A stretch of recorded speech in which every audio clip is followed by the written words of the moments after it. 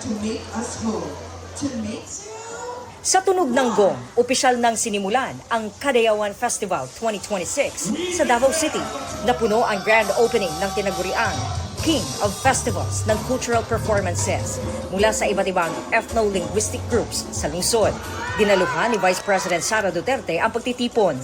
Punto ng bise, nagbibigay daan ang pagdiriwang para suportahan ang lokal na ekonomiya.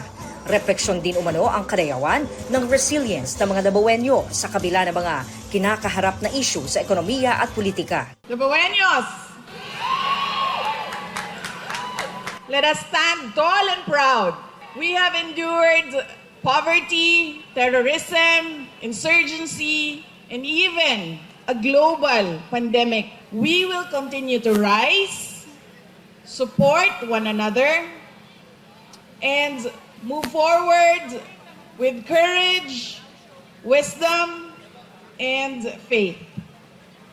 We will remain unbowed.